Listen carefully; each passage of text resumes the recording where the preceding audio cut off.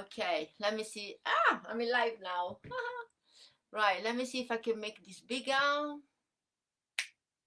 Yeah, I can make bigger. Hello, everybody.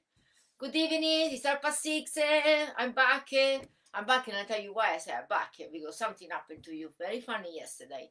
Let me put this bigger because I don't like to see my small. Okay, so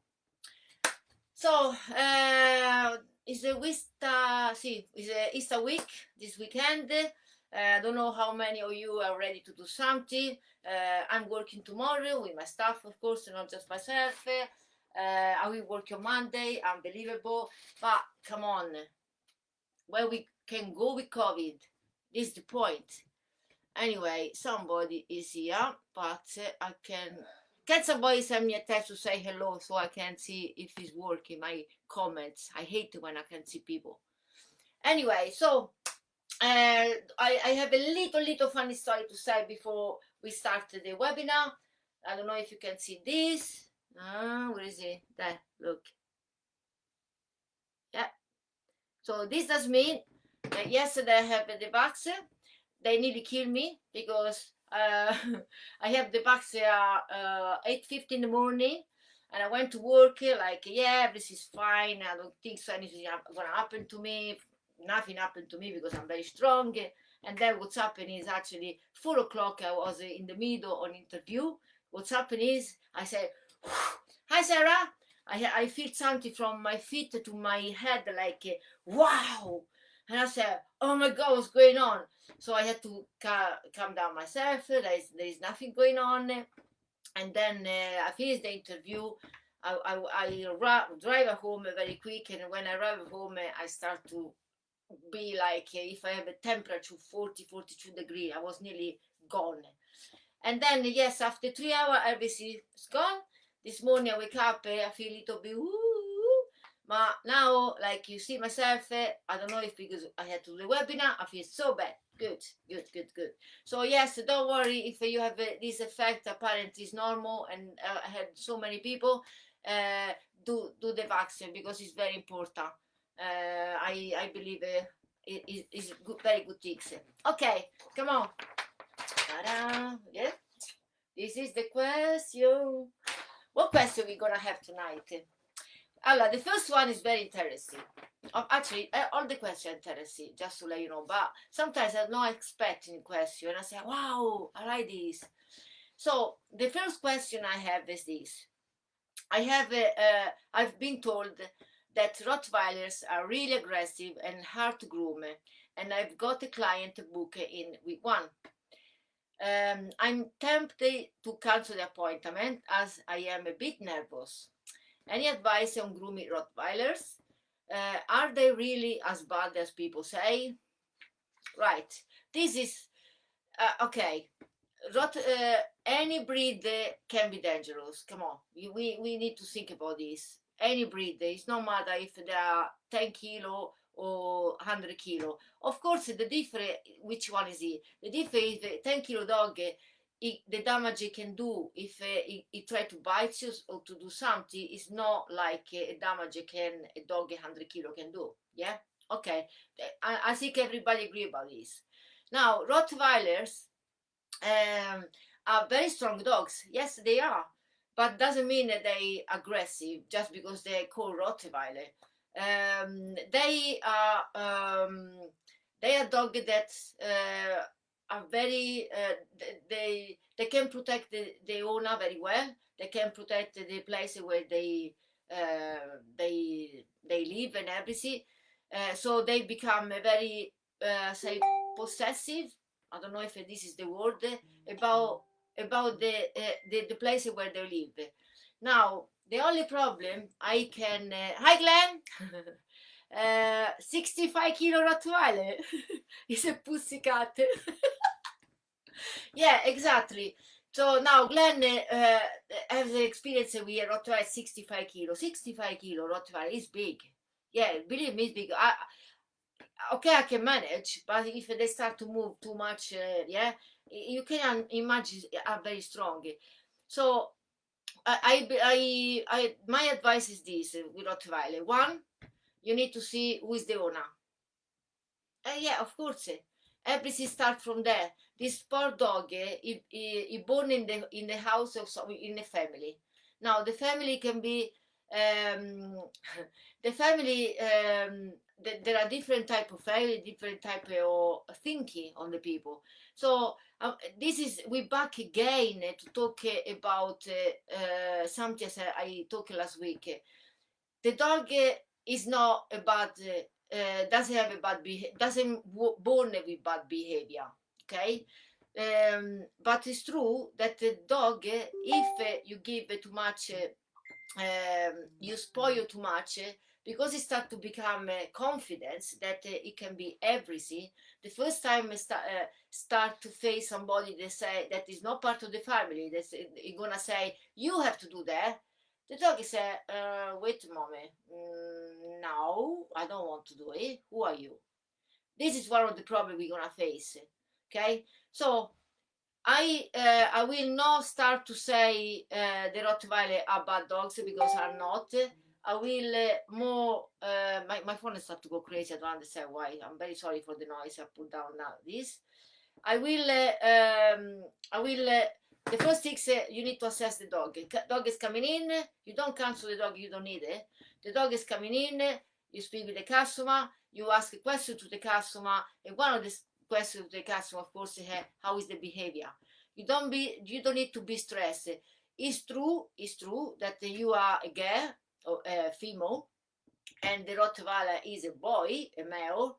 And they feel that you are a little bit nervous. They can take advantage of you.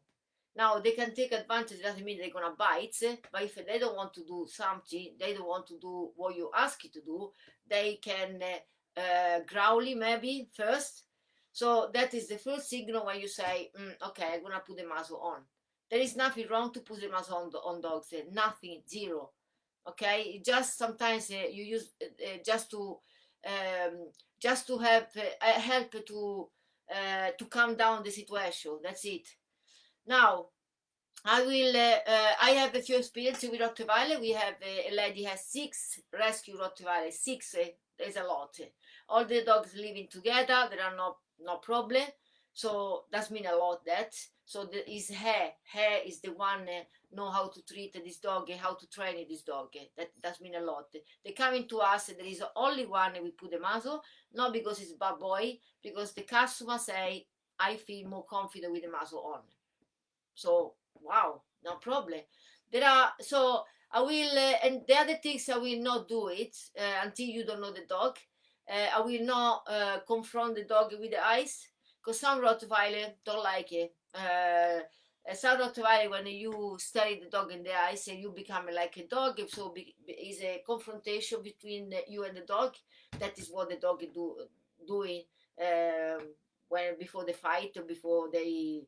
No, they need to be there is domination around and everything like this. So yeah, don't cancel the dog. They are not difficult to groom. You can spend with a Rottweiler around an hour maximum 15 minutes if you want to do a very good job.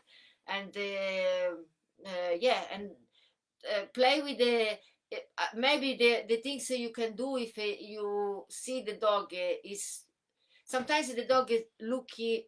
You try to look for your eyes. That is the moment when I say, okay, I don't really know if I will be like relaxed. But easy, you call the owner, you say to the owner, I'm very sorry, you need to come back. You say you explain the situation, and then maybe you ask you to put the muzzle on, and then you do all the job. Because it's quite nice to wash Rottweiler. I like it. Anyway. So yes, I had a Doberman before, and there are some Doberman that are very aggressive. There are some Doberman that my Doberman was 40-kilo dog. It was an angel. Everybody can touch it. Now I have a 40-kilo standard poodle. Nobody can touch him. It's worse than the Rottweiler, where all Doberman when they are aggressive. So it's not the Rottweiler the problem. It's what the history behind it, okay, or the background. Right, I think I spent too long time on this. Okay, yeah, give me them treats always helps. Yeah, this is true. Treats is the first step to say, come on, we can become friends. But yeah, ask the right question to the owner, and make sure the owner is somebody that just want the best. That's it. I don't believe in somebody have an aggressive dog and don't tell anything to you. This is the point. Because it doesn't help anybody. Make the dog in a very strange situation, make you in a strange situation, and then the owner too, because you don't want to see the owner anymore at the end of the day. Right. I hope, I don't know who, of course, sent this question, but I hope I answer enough. If not, just send another question. I'm more than happy to carry on. Okay, so now, the second one is this. My regular customer Cocky-Poo is pregnant. How long can I groom her until the end of the pregnancy? What should I avoid? The customer never brushes, oh God, hair. So hair dogs grooms are essential to avoid matting. The client brings her in for a wash and brush between grooms. As she knows, I basically look after the coat. Okay, yeah, fantastic. So, right. Normally, the pregnancy of dogs is around 58 to 63 days. Now, what you need to avoid, there is no, you can grooming the dog nearly at the end. I say 6 weeks. Let me, yes, 6 weeks. Yeah, no, 6 weeks. You can do more than that, 7 weeks, no problem. Now, the only something I will be careful, of course, because we work with blasters, yeah? Don't use the blaster. Try avoid this powerful air. You can do everything, but if there is something that too aggressive, just avoid for the last few weeks.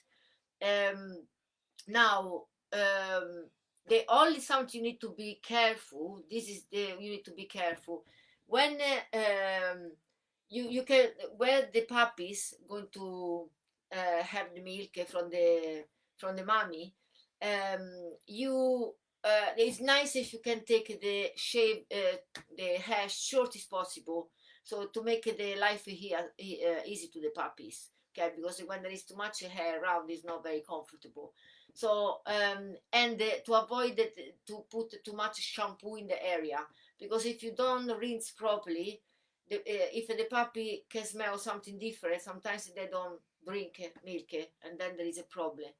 So yeah, maybe I will do like until 6-7 weeks, whatever you have to do. Be gentle, of course, the last few weeks, just in case. Because sometimes they can have a little panic and something can happen. You don't want that. And then yes, keep the hair short as possible, and then yes, don't put any shampoo in the area like a week or 10 days before, so you are sure there is nothing there, the puppy will be fine. Okay, that is my advice. All right, so oh, okay, now I'm gonna do this later before I'm gonna do number 4. Right, okay, so next one, so number 3. Next one is I want to set up my own grooming business, but I am torn between high street salon and mobile salon, or salon from my home. What are the benefits of each one, and which do you think is better? Wow, well, okay.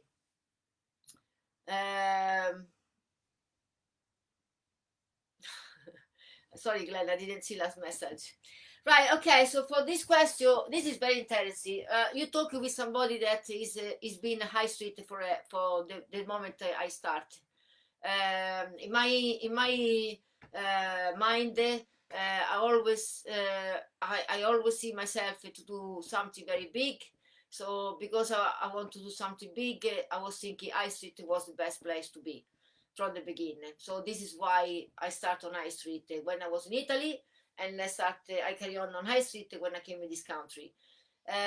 Now, The only problem with the high street is that if one day you don't want to go to work, or if one day you want to take a day off for any reason, particular reason, it's complicated because you have there are money that when you have in high street you need to pay every single day, no matter if you're working or not working. In the case of mobile or in the back of the garden, it's different because at the end of the day you don't have rent to pay and you don't have council tax. That are two big things. In the case of the mobile, you don't have the same electricity you have on a high street. In the back of the garden, yes, you had electricity, but will be not the same. And of course, for example, if you work on high street, you need to pay somebody for your waste. That with the mobile you have to, but it's a different way. The price will be different. So there are lots. There are pro and cons. Depend how where how do you see yourself? How much? There are people sometimes who prefer to work with mobile or back of the garden, not because it's not good enough like a high street, just because they want to be more flexible, and I understand that. So we have a lot of people, for example, that decide to have a family, kids, and they want to carry on to work, and they prefer to work from the back of the garden, for example, or mobile sometimes, because at the point the kids go to the nursery, so you have time to, but want to be flexible, like they want to decide when to go to work, when to work 10 hours, when to work 5 hours or 2 hours. So yeah, depend really what you want to do.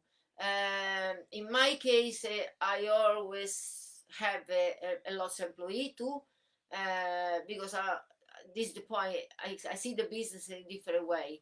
But I want to say, I don't come from the culture. This is the point. I was coming from Italy, and in Italy we didn't have the mobile or the back of the garden because it would be not possible with all the regulation stuff you had to ask. So this is why when I came here and I see you can do mobile here, nearly most of the business, not just in grooming, or you can work in the back of the garden. For me, it was amazing because I said, wow, actually you can have a different type of life. You can organize life in a different way, and it's quite exciting. I think it was quite exciting, but yeah, I think this is the only difference between the three, to be honest. You want to I have one of my ex student now, Jessica. She started with the mobile. I think she did 3 or 4 years, I'm not sure now. And after, I always said to her that I really was happy to see her um, on the high street, because I think she was good in there. And actually, after 4 years, thank you God she did it. So I'm very excited for her, really excited. Yeah. So sometimes the people start in somewhere and then they change because the business grow, because you can't cope anymore in the back of your garden or with the mobile, so you prefer to have a different to organize it in a different way as your customer, say like this, and don't rush everywhere. Um, uh, is it cost effective? Do you get the football to establish a high street salon? Mobile groomer has less overheads but more initial costs. Yes, it's true. Yeah, exactly. You have a yeah, I'm agree with Glenn. Yeah, 100%. So I think this is what I can tell you for that. So if you have another specific question, this there is a lot to talk on this one too. But yeah, do you really? I don't know. Are you working ready from somewhere from somebody, and do you want just to step up now and do something else? So you have already experience. If you have experience in this area, I will go on high street, to be honest, because will be not difficult for you to build your customer because you have experience, and because because you have experience, you can build your customer very quick. If you start with mobile or in the back of the garden, maybe after you need to, very soon you need to rethink it. So this is the point. If you are beginner, no. If you are beginner, maybe I will start more with mobile or the back of the garden. Build your customer, and then try to think. You say, okay, I did the 2 to 3 years. I'm happy. I like this. Maybe you discover something else. This is the point. Um, yes, I don't really want to tell you now all the story because otherwise we stay here till tomorrow. But I have situation people that start in this way and now they become something else in the grooming environment. So yeah, right, okay. Uh, what is your favorite dog, and which dog you like grooming the most? Okay, well, my favorite dog, if we talk about a dog without hair, like I said before, is a Doberman. I had the Doberman for 9 years, and then I moved in this country where he came with me, and after a few months I had to put to sleep. But it wasn't. Oh God, it was one of the best relationship I have with my dog, because it was something else. And it was a good dog. It was one of these dogs that I was open the door of my salon, and he was going to see other friends, and then after a few hours he was back to me, and very happy, and then going the kennel just to sleep because he has enough. That was a very strange relationship with this Doberman. Now my favorite dogs in after him, one is a fox terrier that I have. Yeah, Peppy. Yeah, one is Peppy. That is one of the most crazy. To be honest, I say one of the most. It's not. Fox terrier is a crazy dog. I knew exactly where I was going to face when I decided to have it. Um, and yes, if you want a dog that make your life more complicated by make you laugh at the same time, fox terrier is one of the best. Or to be honest, terriers in general, but fox terriers there is something else. I waited him for a very long time, nearly 12 years, when I decided I would like to, I would like it, but always something was going on and I couldn't have it. And then something happened, and I went to Italy to my best friend, and that have a litter, and I take my boy. So he's 6 years old now. He making my life out of the mind. Sometimes I would like to throw him from the window, like, come on, now is enough. But doesn't matter. 2 minutes later, we cuddle each other. And then the other one is a standard poodle, because it's very strange dog. It's not a puffy dog people think it is. It's incredible. Yeah, sometimes it looks like a person. It's very affectionate dog. Is the only problem I have with this dog is that is a male, and he want to protect me too much. So sometimes it become we were talking about Rottweiler there before. Glenn, he knows my dog. That is worse than Rottweiler, to be honest. It's something else. Now, of course, he had a bad experience in the past, but it's too much sometimes. So I need to be careful. It's a part of the dangerous dog out #1. Okay, so yes, of course, fox terrier like for the temperament, for the character, but I like it because I like a lot to do stripping technique. So of course, with him I have an opportunity to practice, to learn, to do whatever you like. And the other one is the same story. If you want to learn how to scissor a curly coat, poodles are one of the #1 top dogs to learn, and you can play in any shape and form you like. It's not only that you change. Yeah, thank you, Glenn. That is lovely. You can change from with your scissoring. You can change in a very short time a lot. Incredible. Yeah. Anyway, um, are steel comb attachments better than plastic ones? Right. Unfortunately, I'm gonna say yes. No, the reason unfortunately is because um, everybody started with this. Everybody know you open your salon, no? Maybe you go to the school or maybe you speak with somebody. They say, "Oh yeah, you need to buy the wool one, the escular one, this one that in metal, no?" And then you see that there are other brands in plastic. It's not only that. Most of the comb attachment for people are plastic, are not in metal. So one day somebody, no, I remember somebody when I did my dog grooming competition. I have a little bag with some little present, and I was so excited. Oh, what is inside? So shampoo, this and that, and I have this comb attachment.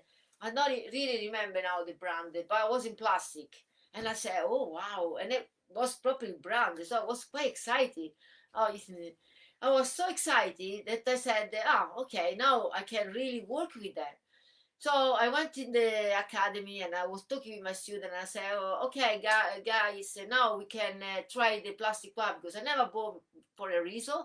Actually, I don't know which reason, but I never did it. So now we have it, we can try it. Okay, so I want to say less than half dog. I change comb attachment. I try again. I try another length. I said, okay, I said, guys, you can try because naturally you can take it. No, it's not for me. The plastic one, that yes, yeah, they don't go through many coats in the same way. And they are not okay. Comb attachment is not finishing, and we know that. Okay, everybody agree. But this one is probably scruff, so it's probably scruffy. So no, I don't like it. It looks like the job is not done properly. So yeah, I prefer 100%, 100 million% the metal. Much better. Right, for we have I want to do a practical course, but it isn't something I am ready to do right now. But definitely in the future. Is there anything I can start to do now that will help me to prepare for the future? Like online courses? Okay. Ta-da! And we're gonna close the night. Right, okay. Um, I said already last time, online courses are not, how you say, are not a fun, okay, or not supported. But now, I think I said 2 to 3 weeks ago, I said to somebody, ask me, maybe this is the same person, I don't know that, but okay.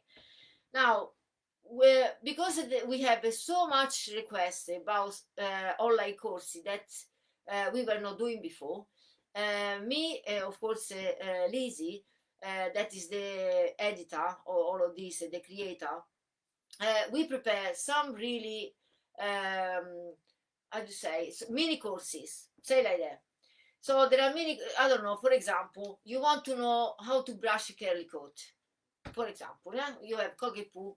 No, Glenn, I know you do. I know you how you do it, so don't worry about it. So you want to. So there is a course where there is everything about what is about. How do you? What do you need? What tools do you need? And then there is the video by myself that I show you how to do it, and I explain a few things. Okay, and then at the end of that there is a little how you say, a little questionnaire to see if you understand, if you really learn what was about. Now, of course, this is very good if you want to, because it's created, it's very clear. I try to do this in a more clear ways possible, and the video too, you can see exactly what I'm talking about. You can stop the video, back again, try again, just to check if you understand. But apart of my English, that is quite not too bad in the video. I try to speak more, no, fluid as possible. Apart of that, um, uh, I think it's done so good that you can really do by yourself, and then say, wow, now I understand. Now the there is something coming out very soon after that, so you can take this buy this online courses, mini online courses, because it's for different things, a different breed, a different type of course, blah blah blah. And then what we create now, I want to create after you purchase the course, you done everything. So now you have the knowledge. You have proper, not more than that actually. You have the knowledge, plus you can try on your dog to do that. Okay. Now you have opportunity once a month, and we don't have the dates yet, but they're going to we're going to put the dates, I think, next week. Once a month you have opportunity.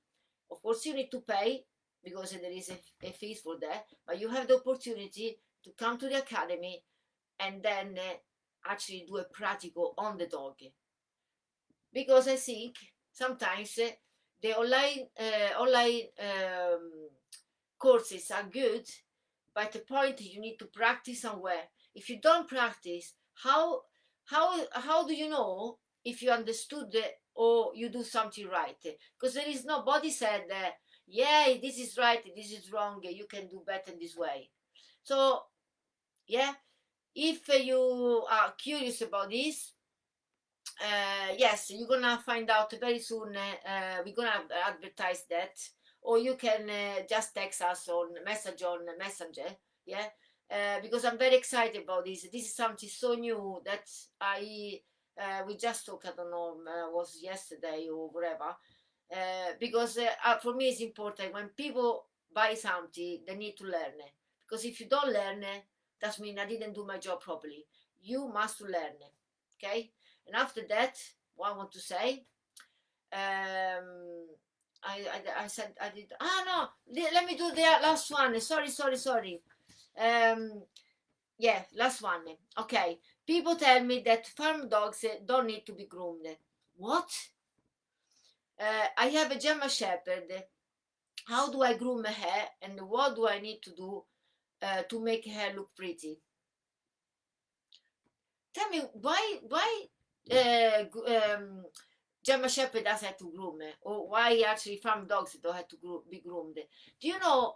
Apart they have so much undercoat that if you don't do something, at the point it becomes so uncomfortable for the dogs to have all this undercoat there that it doesn't go anywhere, and the dog become heavier and heavier and heavier. Plus, if a dog has a fleece, how do you know that? If the dog has tick, how do you know that? If you don't groom this dog, people can say, yeah, but I put a flea treatment or tick treatment. It's not enough. It's not enough.